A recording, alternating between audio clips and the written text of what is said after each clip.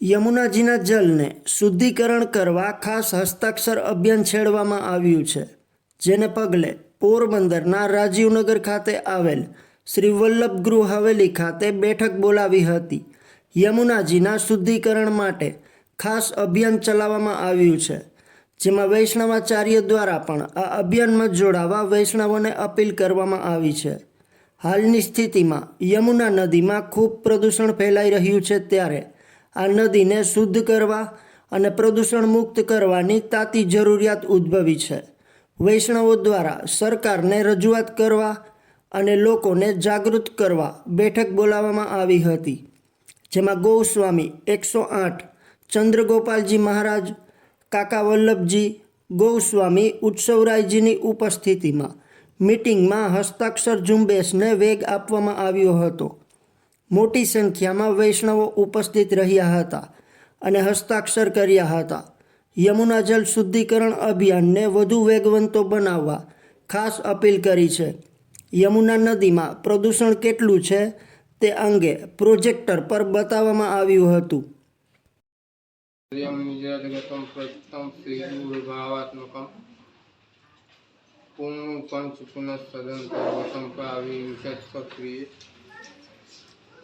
संश्लिष्टा उभयोर्बभौ रसमयः कृष्णो हि यत्साक्षिकम् रूपं तत्त्रियात्मकं परम विद्यं सदा वल्लभम्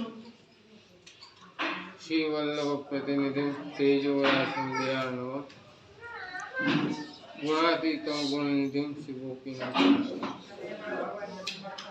सर्वे वल्लभीय वैष्णवो भाइयों तथा बहनों, परम पूज्य पितृचरण की आज्ञा थी श्री यमुनाजी शुद्धिकरण हेतु हूँ वचनामृत करूँ छूँ. आज थी 5251 वर्ष पहला श्री यमुनाजी दूषित कालियानाग द्वारा थया था. ત્યારે પણ પ્રભુનો અવતાર કાળ હોવાથી સાક્ષાત પૂર્ણ બ્રહ્મ કૃષ્ણ કાલિયાનાગથી દૂષિત યમુનાજી ને શુદ્ધ કરવા પધાર્યા હતા. હવે આ અવતાર કાળમાં ભગવદ ઈચ્છા જાણીને આપણે સર્વે ભગવદીઓ ये भगवान ની તુર્ય પ્રિયા શ્રી યમુનાજી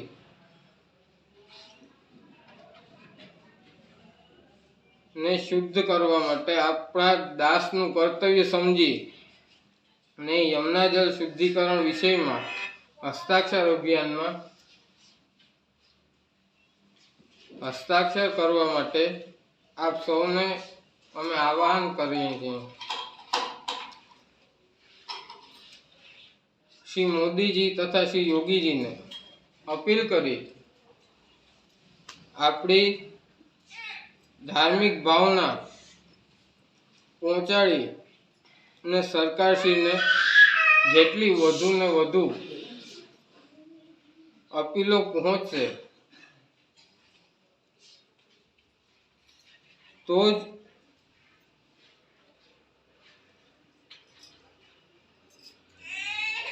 सरकार श्री आ